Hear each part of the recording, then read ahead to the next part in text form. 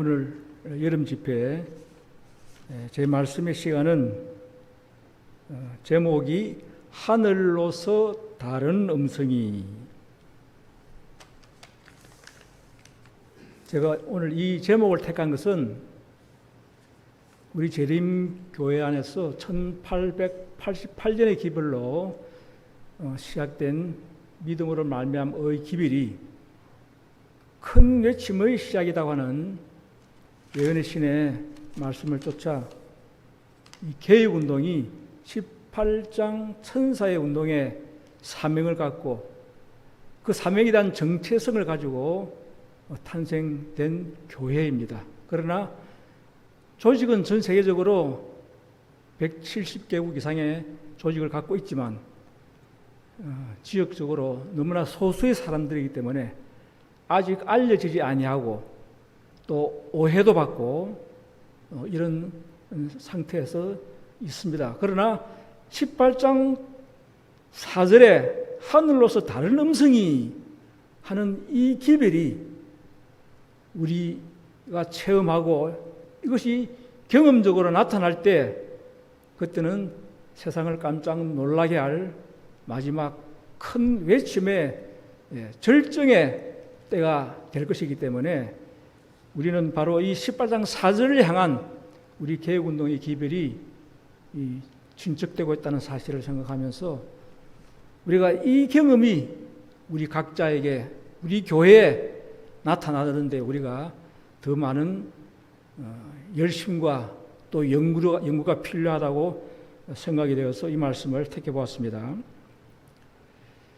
계시록 18장 4절에 또 내가 들으니 하늘로서 다른 음성이 나서 가로되 내 백성아 거기서 나와 그의 죄에 참여하지 말고 그의 받을 재앙들을 받지 말라. 자, 1절부터 봅니다.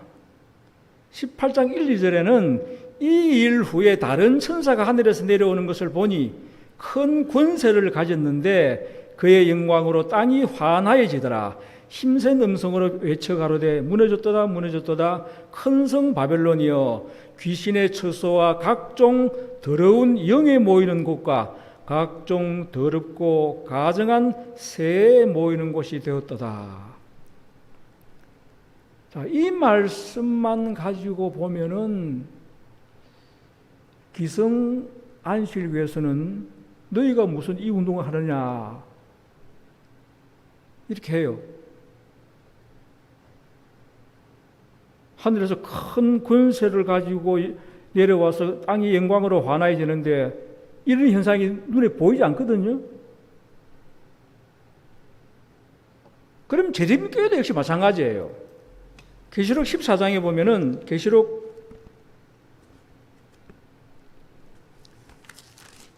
14장 셋째 천사를 봅시다. 계시록 14장 9절에 또 다른 천사고 셋째가 그 뒤를 따라 큰 음성으로 가로되 만일 누구든지 짐승과 그의 우상에게 경배하고 이마에나 손에 표를 받으면 그도 하나님의 진노의 포도주를 마시리니 그 진노의 잔에 섞인 것이 없이 부은 포도주라. 또 이런 말씀 보고 일요일 개신교에서는 이게 무슨 안식교회 운동이냐 또 이렇게 말할 거지 않습니까? 그래서 성경이라고 하는 것은 그 구절, 작은 한두 구절 속에 100년이란 또는 200년의 긴 세월이 내재되어 있습니다.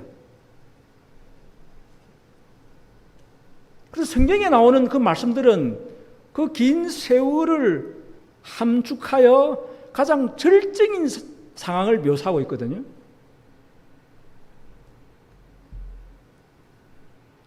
그것은 마치 유대인들이 예수님께서 어린 아기로 탄생하셔서 십자가에 돌아가시기까지 34년의 그 세월, 그 세월의 구속의 과정은 알지 못하고 메시아가 큰 권세와 영광으로 오더라 하는 그 말씀만 가지고 볼 때 베들레헴의 아기 예수가 탄생하고 30년 동안 목수의 아들로 소리 소문 없이 성장해 왔고 그가 공생이 시작했을 때 유대인들 누가 그분을 메시아로 알아보았겠습니까?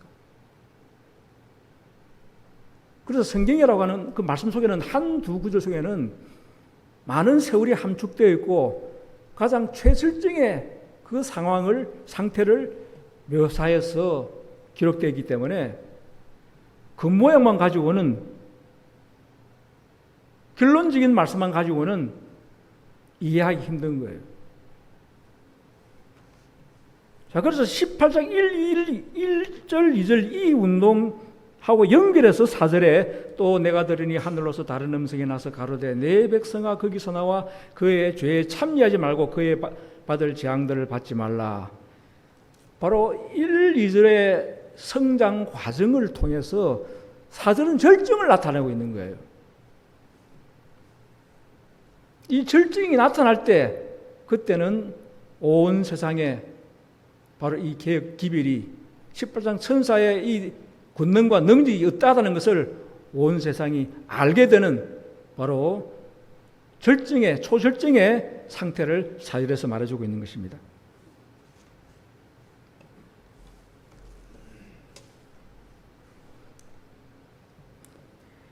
자, 우리는 그럼 왜 계시록 18장 천사에 동참했나? 자, 정언의 말씀을 보겠습니다. 셋째 천사의 기별을 전파하는 일에 열성적이었던 많은 사람들이 지금 무관심하고 냉담하여지고 있다는 것은 엄숙하고도 두려운 사실이다. 세상 사람들과 그리스도인이라고 자칭하는 많은 사람들 사이의 분계선은 거의 구별할 수 없게 되었다. 한때 진실한 재림교인들이었던 많은 사람들이 그 습관과 풍습과 이기심에 있어서 세상을 따라가고 있다. 세상을 인도하여 여호와 율법을 순종하게 하는 대신에 교회가 범죄함으로 더욱더 세상과 밀접하게 연합하고 있다. 교회가 날마다 세속화하고 있다. 여기 나오는 이 교회는 어느 교회를 지정하고 있습니까? 셋째 천사의 기별을 전하는 오늘날 기성 안식일교회를 이렇게 말하고 있습니다. 교회가 날마다 세속화하고 있다.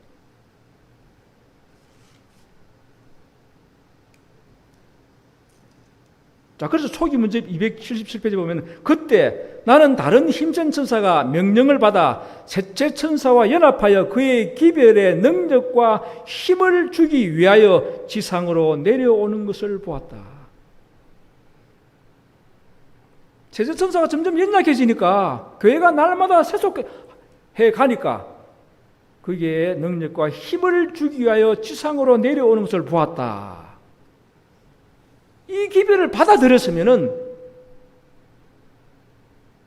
교회가 완전히 달라졌을 때예요. 그 기별의 시작점이 바로 1888년에 존스와 와근의 그 믿음을 말미암는 그 기별을 통한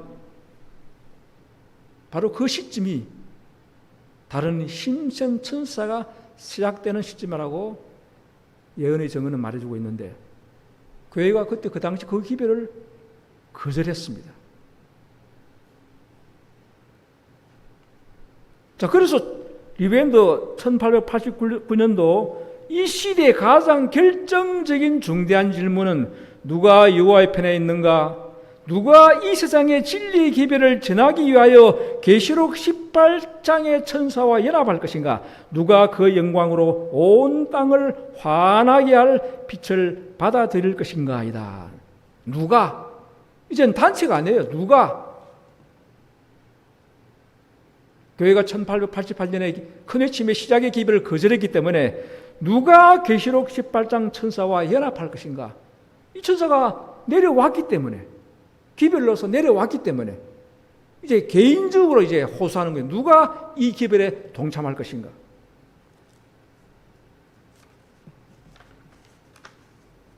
이 기별을 통해서 이 기별에 응한 무리들이 탄생시킨 것이 바로 제7일 안식일 예수 재림교회 개혁 운동입니다.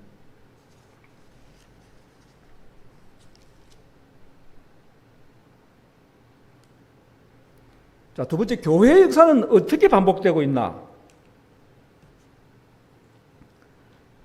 리벤 헤랄드 1889년도에 그러나 메시아에 대한 기별이 유대 민족에 의하여 거절된 것처럼 이 은혜로운 기별이 그리스도교계에 의하여 일반적으로 거절될 것이다.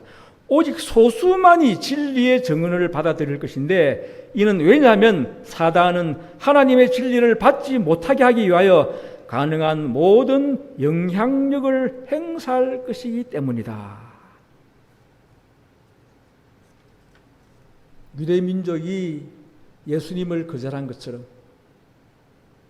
예수님을 알아보지 못하고 그의 외형만 보고 거절했던 것처럼 그리스도 교회, 이건 오늘 기성안실 교회를 말하는 거예요.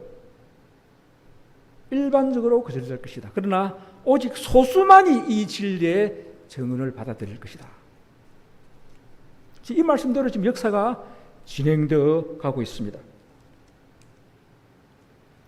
교회적은 이건 142페이지에는 그들은 큰 추수 때의 도움을 얻기 위하여 그분께 기도를 올린다. 그러나 그들이 기대한 모양대로 도움이 오지 않을 것 같으면 그들은 그것을 받지 않을 것이며 그리스도의 초림 광경에 실망하여 그리스도에게서 돌아선 유대 민족처럼 돌아서고 말 것이다.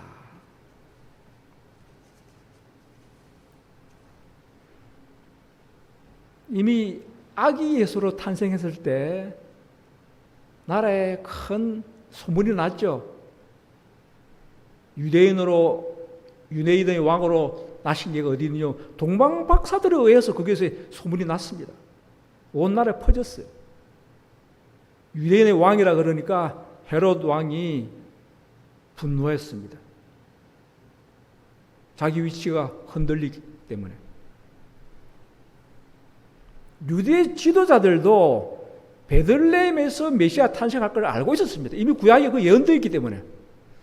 그러나 그들이 알고 있는 메시아는 영광스럽게 오실 메시아를 기대했거든요.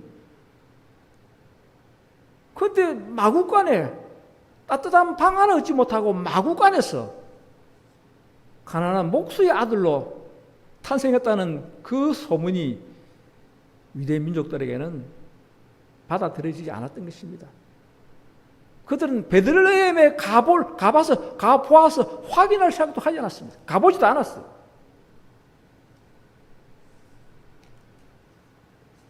그들은 국가적인 실수를 했습니다. 1888년 기별이 지금 전 세계적으로 우리 개혁운동을 통하여 지금 170개국 이상의 조직이 되어 있는데 오늘 기성안실교회가 개혁운동이 과연 18장 천사운동인가 확인하려고 하지 않습니다. 소수의 무리고 유명인사도 없고 유대 역사와 똑같은 이 역사가 지금 반복되고 있는 거예요.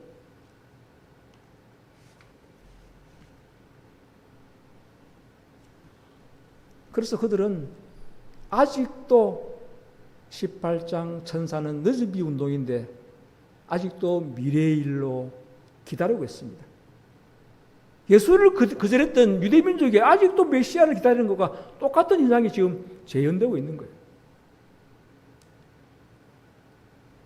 자, 시대소망 407페이지 보면 이런 말씀이 있습니다. 오늘날 진리의 기별이 제시될 때 유대인들처럼 우리에게 표적을 보이라. 이적을 행하라고 외치는 사람들이 많이 있다. 예수께서는 우리 자신을 옹호하거나 불신과 교만한 자의 요구를 채워주시기 위하여 우리에게 능력을 주지는 않으신다. 그러나 복음에 하나님께서 주신 표적이 없는 것은 아니다. 우리가 사단의 속박을 끊을 수 있는 것은 기적이 아닌가?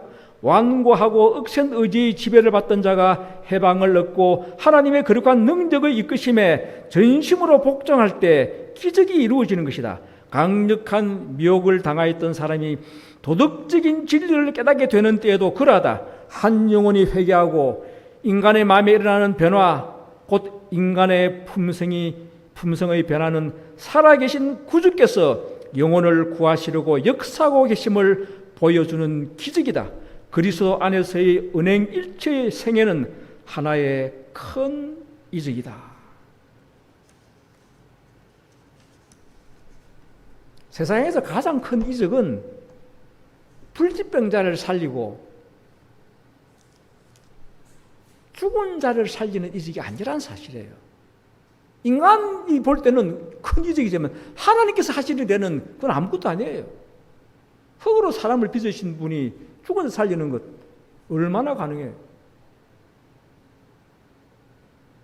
그러나 하나님 스스로 할 수 없는 것이 있습니다. 죄된 인간을 의로운 인간으로 변화시키는 것. 그것은 인간이 그 당사자가 믿고 의지를 바치는 하나님의 능력과 합해지지 않으면 일어날 수 없는 일이에요. 죄된 인간이 단 한 채라도 나를 변화시킬 수 없습니다. 나의 믿음과 하나님의 능력이 합해질 때 일어나는 그 변화, 그게 가장 큰 이적이라는 거예요. 사람 성격은 쉽게 안 변합니다. 세 살 버릇 여든간다 하지 않습니까? 우리의 의지가 하나님께 바쳐질 때, 하나님의 능력을 붙들 때 기적같이 일어나는 일이 바로 죄인이 어렵게 변화되는 것이에요. 이것이 늦은 비의 본질입니다.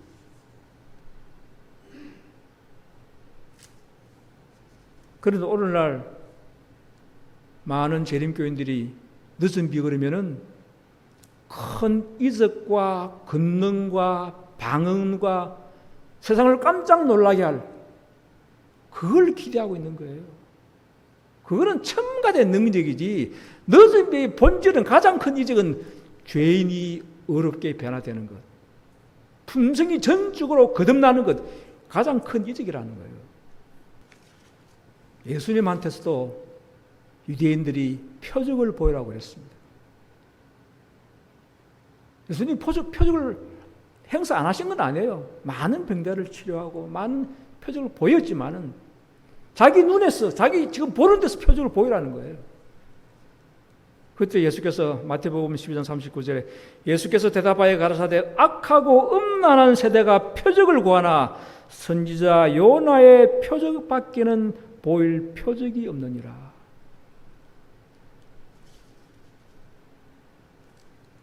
아까 전에 읽은 말씀 가운데서 예수께서는 우리 자신을 옹호하거나 불신과 교만한 자의 요구를 채워주시기 위하여 우리에게 능력을 주시지 않으신다고 하셨지 않습니까? 기적과 표적은 필요할 때 하는 거예요.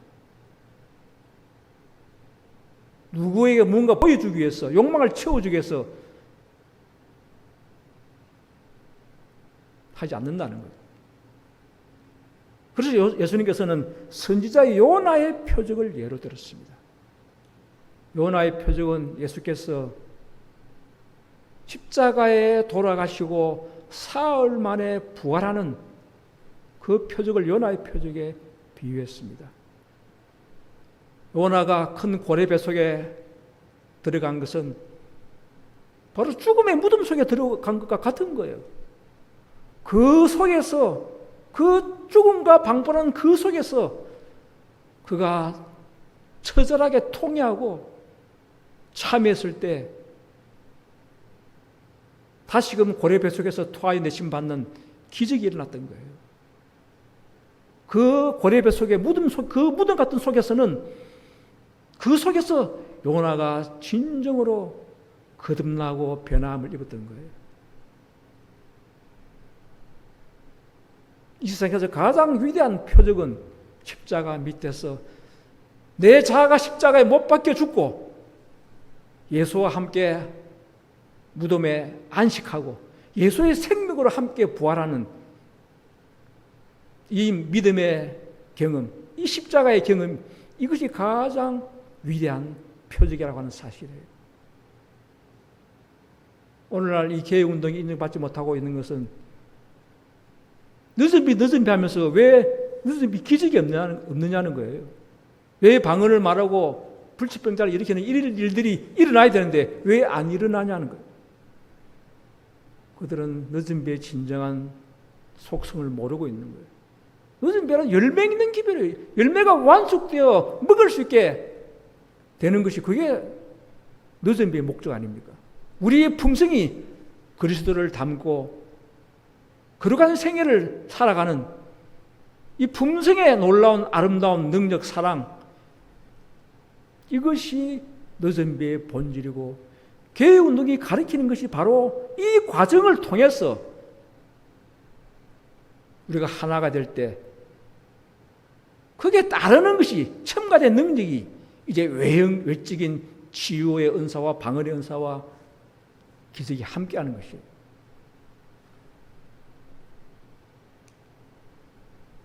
자, 리브엔드 1893년도 말씀 보면은 얼마나 소수의 사람들만이 그들의 초정의 때를 알고 있는지, 참으로 겸손하고 헌신하며 하나님을 경외하는 종들이 얼마나 적은가. 오늘날 진심으로 하나님을 섬기는 자들은 소수밖에 없다. 우리 회중을 구성하고 있는 자들 중에 대다수는 범죄와 죄악으로 인하여 영적으로 죽어 있다. 그들은 책망과 경고에 각성시키는 증언들에 무감각하다. 반면에 그들은 자족하는 마음으로 두 손을 모으고 공언은 하나 경건의 능력은 부인한다.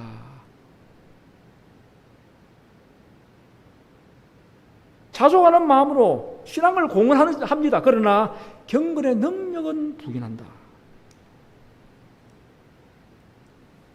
자, 여기에 대한 답이 나옵니다.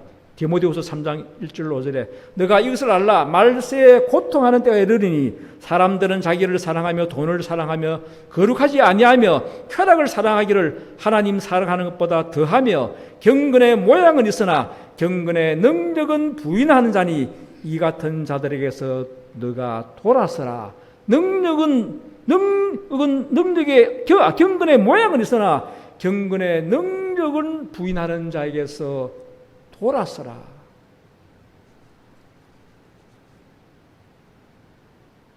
경건의 능력을 부인하지 않으면은 우리 다 약하니까 경건의 모양만 갖출 수도 있어요. 자라는 과정 속에서. 그러나 경건의 능력을 부인할 때는 돌아서라는 거예요. 경건의 모양과 경건의 능력이 무엇이 다를까요? 경건의 모양은 인간적인 그냥 외면적인 모습뿐이에요. 그러나 경건의 능력은 인간의 믿음 속에 하나님의 능력이 함께하는 것이에요. 경건의 모양 속에는 하나님의 능력이 없습니다. 하나님께 함께하지 않아요. 사탄은 경건의 모양을 가장 좋아합니다. 사탄에게는 경건의 능력이 없죠, 그죠? 사탄도 교회를 가지고 있고 자기 백성을 가지고 있습니다. 사탄도 찬송을 부르고 말씀을 읽고 전도하러 다닙니다. 그래야 사람들이 속으니까 경건의 모양에 속습니다. 그러나 경건의 능력은 무엇인가? 하나님의 능력은 죄를 이기는 능력입니다. 오늘날 많은 신자들이 사람이 어떻게 죄를 안 지을 수 있어? 사람이 어떻게 죄 안 짓고 살아?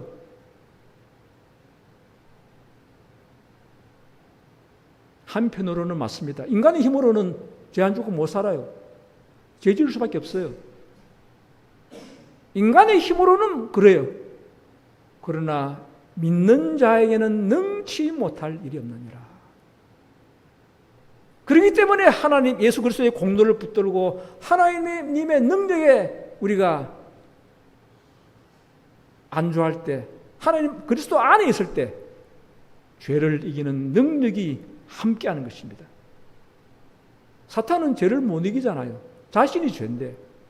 그러니까 사탄이 가장 미워하는 것이 경건의 능력입니다. 경건의 모양은 오늘날 대다수 세상 바벨론 교회를 이루고 있습니다. 우리가 사랑했던 기성 안식일 교회도 바로 이 범주 안에 들어있기 때문에 우리는 경건의 능력을 찾았어. 불갑을 나올 수밖에 없었던 것입니다. 자, 세 번째, 계시록 18장 천사의 시작과 하늘로서 다른 음성. 가래 뽑은 기별 1권 363페이지 보면은 시험의 때가 우리에게 임박하였는데 이는 죄를 사유하시는 구세주이신 그리스도의 의에 대한 계시를 보여주심으로 셋째 천사의 큰 소리 외침이 이미 시작되었기 때문이다. 이것은 온 땅을 그의 영광으로 환하게 할 천사의 빛의 시작이다. 이미 큰 소리 외침, 셋째 천사의 큰 소리 외침, 즉 계시록 18장 천사의 운동이 이미 시작되었다고 증언해 주고 있습니다. 자, 여기에 대한 또 주석이 초임 문집 284페이지 나옵니다. 천사들이, 자, 이 계시록 18장 4절의 천사들이에요. 그 힘전 천사, 계시록 18장 1절의 천사입니다. 그 힘든 천사를 돕기 위하여 하늘에서 날아왔으며 나는 사방에서 들려오는 것 같은 소리를 들었다. 자, 여기 보면은 계시록 18장 4절의 천사들이 복수지요. 계시록 18장 1절에 그 힘센 천사를 돕기 위하여 단수입니다. 계시록 18장 1절 천사는 단수고 계시록 18장 4절의 천사는 복수입니다. 그러니까 수많은 천사가 한 천사보다는 힘이 강한 건 당연한 거잖아요.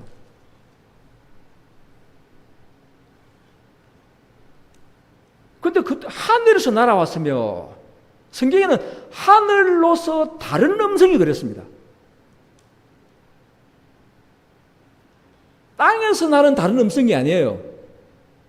다른 음성이라는 이 말씀 가지고 우리가 18전 천사 사절 운동한다 하는 이런 또 단체들이 생기는 것 같아요. 그런데 하늘에서 다른 음성이, 하늘에서 나는 음성 같으면 하나님의 음성이라는 거예요. 즉 성령의 음성이, 성령의 권능이 내려왔다는 거예요.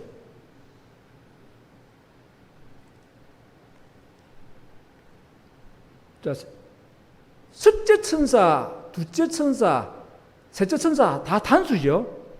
첫째 천사가, 둘째 천사가, 셋째 천사가, 또 여기 계시록 18장도 또 다른 천사가 다 단수입니다. 그런데 18장 4절에 천사들이 하고 복수로 바뀝니다. 단수와 복수의 차이가 뭔가? 자, 첫째 천사는 누구로부터 시작되었나요? 첫째 천사, 둘째 천사는 윌리엄 밀러의 재림운동으로 시작됐습니다.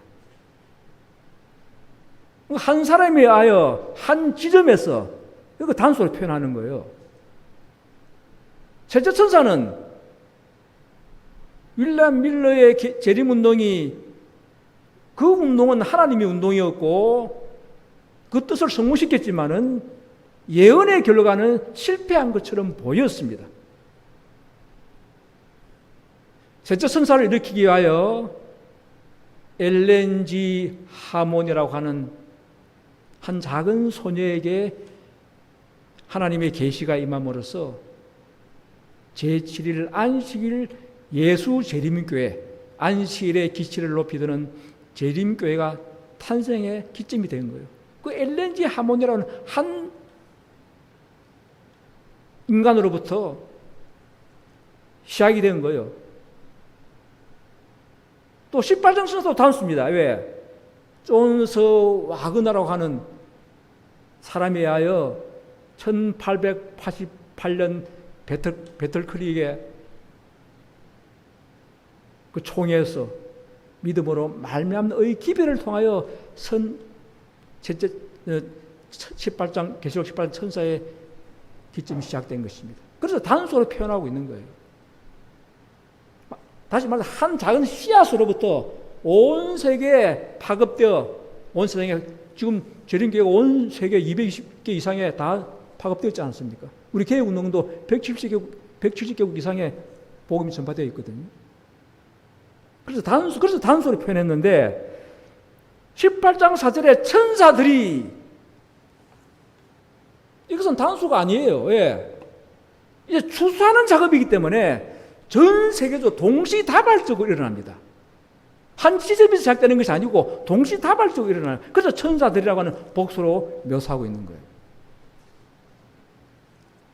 이것은 인간의 믿음에 하나님의 성령의 권능이 함께하는 성령의 권능의 음성이기 때문에 하늘로서 다른 음성이라고 묘사하고 있는 것입니다.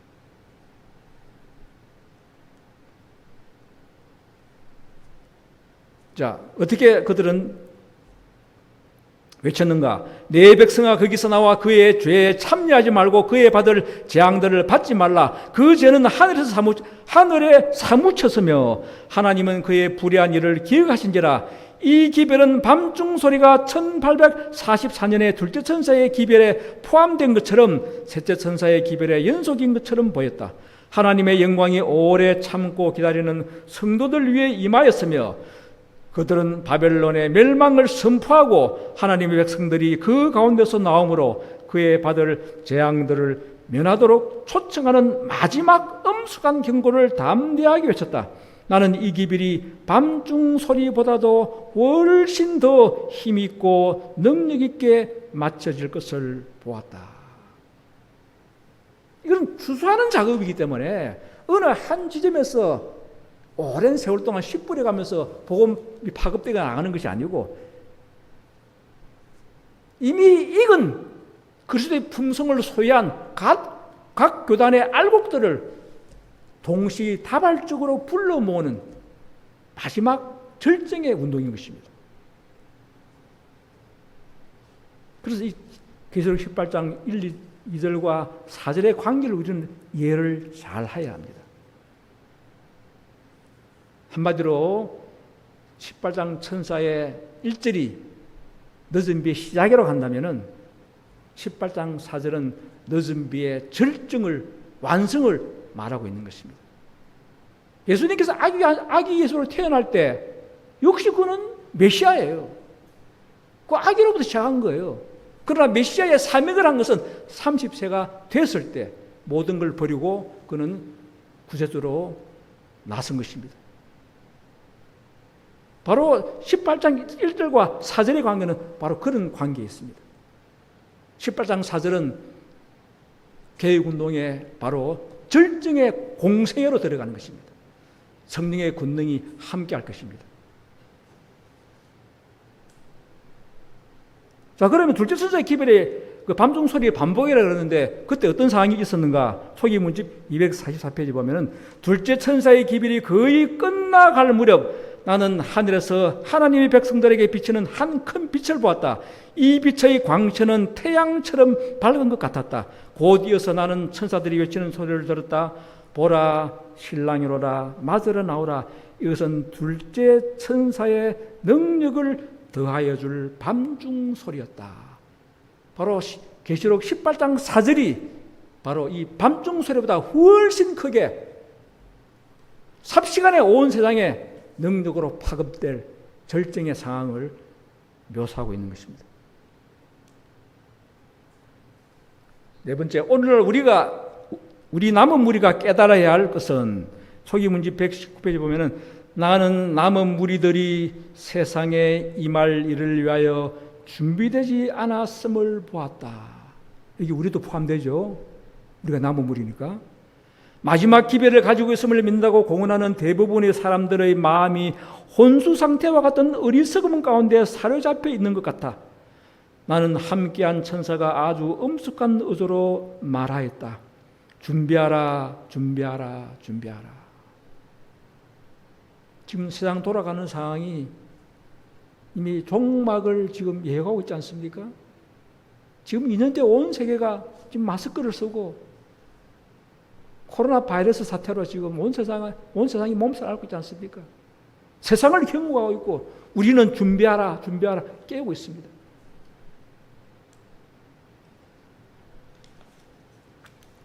계시록 3장 7, 8절에 거룩하고 진실하사 다윗의 열쇠를 가지시니 곧 열면 닫을 사람이 없고 닫으면 열 사람이 없는 그이가 가라사대 볼지어다 내가 너 앞에 열린 문을 두었으되 능히 닫을 사람이 없으리라.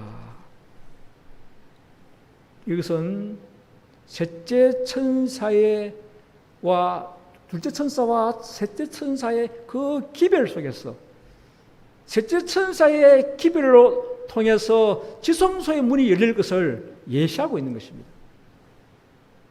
지성소의 문이 안식일 교회 이 기별을 통해서 지성소의 문이 열린 거예요. 하나님께서 예수 그리스도께서 성소에서 봉사하다가 1844년 10월 20일 지성소에 들어가신 거예요.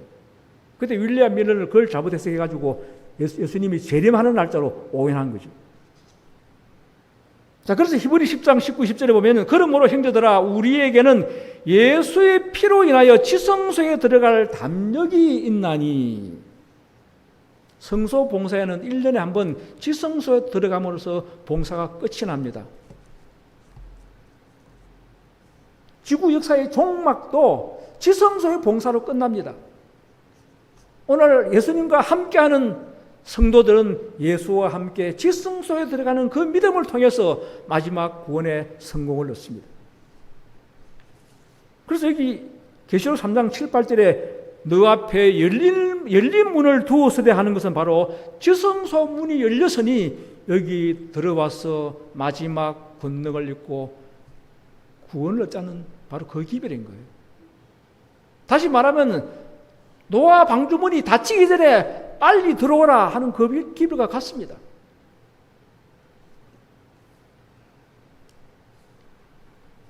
초기문집 43페이지 보면 현대 진리의 원수들은 예수께서 닫으신 성소의 문을 열려고 하며 그가 1843년에 열어놓으신 지성소의 문을 닫으려고 애쓴다.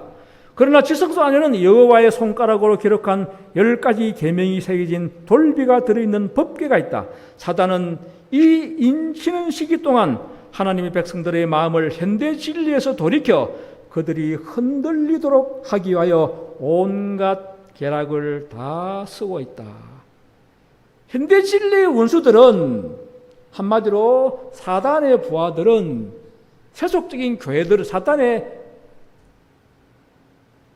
예속된 세속적인 교회들은 성소의 문을 열고 지성소의 문을 닫는다는 거예요. 이게 무슨 의미입니까? 예수님께서 성소에서 지성소를 옮겼습니다. 성소에 예수님이 안 계셔요. 거기에 사단이 가서 그 성소를 지배하고 거기도 말씀의 떡상이 있고 기도의 분향단이 있고 찬송의 촛대가 있으니까 그러면 신앙생활 하는 것 같잖아요. 찬송 부르고 기도하고 말씀 보면 신앙생활 하는 것 같잖아요. 그러나 거기에 예수님께서 계시지 않는다는 거예요. 신앙의 경문의 모양은 같지만 예수님이 계시지 않는다는 거예요. 예수님은 지성소 법궤 앞에 서셨습니다. 마지막 하늘 영광에 우리를 인도하시기 위하여. 우리는 십계명 앞에서 성소에서 그 배운 진리를 법궤 앞에서 테스트를 받고 우리는 하늘 천국에 들어가는 그 자격을 이곳에서 획득하는 것이 되어야 하는 겁니다.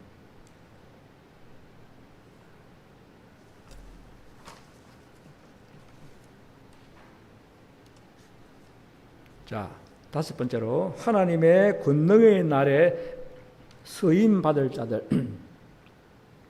교회적은 5권 724페이지에 빛을 열렬히 찾고 하나님의 거룩한 말씀에서 나오는 신령한 모든 빗줄기를 마음으로 받아들이는 모든 영혼들에게 오직 그런 영혼들에게만 빛이 주어질 것이다. 이런 영혼들을 통하여 하나님께서는 당신의 영광으로 땅을 환하게 할 빛과 능력을 드러내실 것이다. 이게 어떤 자를 택한다는 자격 조건이 나옵니다. 빛을 열렬히 찾고 말씀 속에서 모든 신령한 빗줄기를 마음으로 받아들이고 그것을 내 것으로 삼고 열심을 품는 자들, 그런 자들이 마지막 사업에, 큰 득점의 사업에 예수님의 제자로서 그들을 쓰겠다. 그 역사가 지금 이 개혁운동을 통하여 이제 이미 시작되고 있는 거예요. 세상적인 어떤 학문, 무슨 박사, 어떤 목사의 권위, 외형적인 것으로 제자를 삼지 않았습니다. 오히려 불황무식하고 죄 많은 세리들을 예수님께서 제자로 삼으셨습니다. 그들 그 마음속에 외형적으로는 그들이 보잘것없지만은 이미 그들의 중심을 아시고 진리를 사랑하고 빛을 사랑하는 자들이라는 사실을 보셨기 때문에 마지막 때도 마찬가지입니다.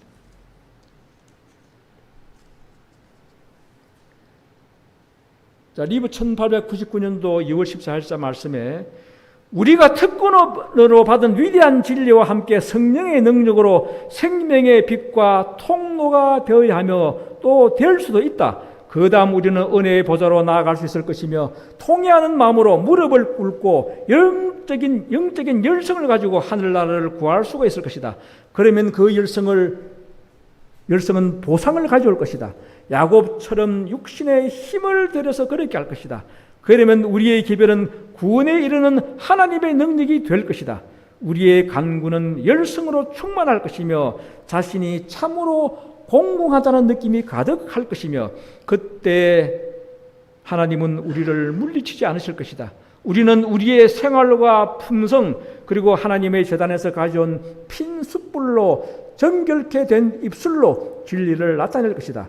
이 경험이 우리의 것이 될 때 그분은 우리를 통하여 그의 능력을 나타내시고 우리로 하여금 추수하는 들에서 예리한 낫들이 되게 하실 것이다. 마지막 택함받을 자들은 추수꾼의 낫으로 사용하십니다. 이런 자격을 얻기 위해서는 통회하는 마음으로 야뽕 나루터에서 야곱이 온 전심을 다하여 탄원하고 부르짖으며 힘을 다하여 싸우는 그 장면을 묘사하고 있습니다. 야곱이 왜 그렇게 기도해야 했을까요? 그의 식구들을 대군을 이끌고 나왔을 때 그를 죽이려고 기다리고 있는 에서 형이 있었습니다. 그 군대 무리에 죽을 운명에 처해 있었기 때문에 그는 하나님께 탄원하면서 적인 줄 알고 싸웠던 그 그리스도와 씨름하면서 환도뼈가 부러지기까지 온 마음을 다하여 그는 기도로서 씨름하며 이겼습니다. 우리도 그렇게 하라는 거예요. 우리 앞길은 험악합니다.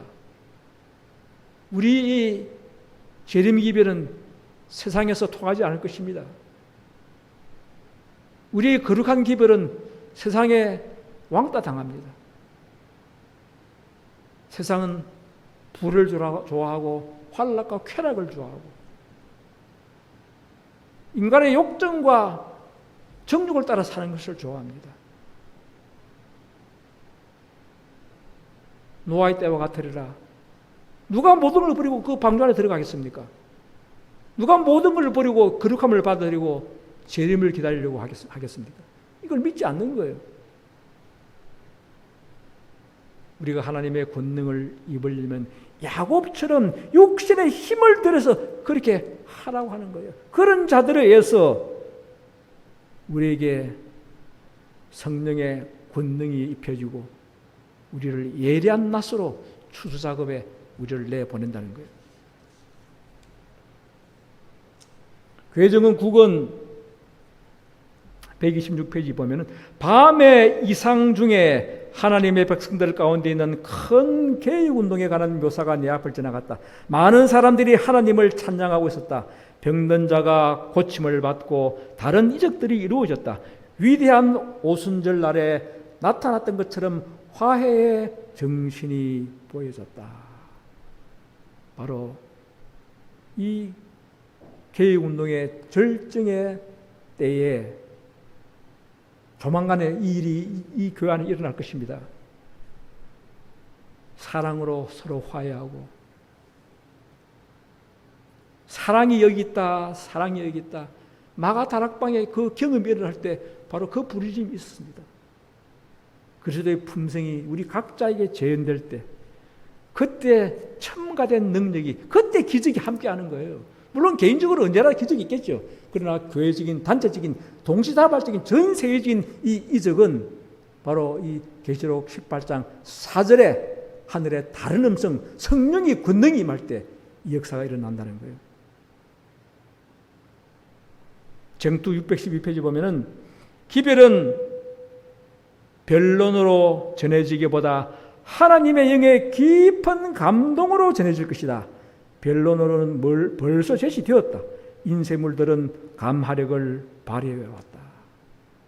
지금 우리 복음 가끔 전화로 우리가 전하는 경험들을 많이 하셨겠지만은 성령의 권능이 부족하다는 걸 느껴요. 한 사람 설득하기가 힘듭니다. 한 영혼 찾아 진리 증거하기 힘들어요. 베드로가 마가다락방의 경험 이후에 그의 설교에 3,000명이 회개해 왔습니다. 마가다락방의 성령의 권능의 그 경험 이후에 나타난 이적이에요. 우리가 정관 뿌린 많은 인쇄물 책자들, 그 기별들이 다 주어져서 어떤 사람들은 이것이 이미 잠재되어 있는 거예요. 그러나 우리가 이제 영의 깊은 감동으로 증거될 때 그것이 맺지되어 가지고 그들이 놀라운 하나님의 감동을 우리를 통하여 본다는 거예요. 마지막으로 정투 611페이지, 하나님의 종들은 거룩한 헌신으로 빛나고 밝은 표정을 얼굴에 짓고 하늘에서 온 기별을 선포하기 위하여 이곳에서 저곳으로 분주히 왕래할 것이다. 온 세상은 무수한 음성으로 경고를 받을 것이다. 이적들이, 표적과 기사들이 따를 것이다. 바로 이 말씀이 계시록 18장 4절의 절정의 모습을 말해주고 있는 것입니다. 우리는 참으로 위대한 사명을 받았습니다. 우리 현재의 나약함과 육신의 연약함을 우리가 가졌지만 우리가 전적으로 하나님께 바쳐질 때 하나님의 권능이 우리와 함께 할 것이고 우리는 하나님의 동력자로서 하나님의 대리자로서 하나님의 영광과 사랑의 복음의 능력을 세상을 감동을 줄 그런 기별을 전파하게 될 여러분과 제가 되기를 간절히 바라겠습니다. 하늘에 계시는 사랑의 아버지 하나님, 오늘 계시록 18장 1절부터 4절에 있는 교훈을 통하여 말씀을 상고해 보았습니다.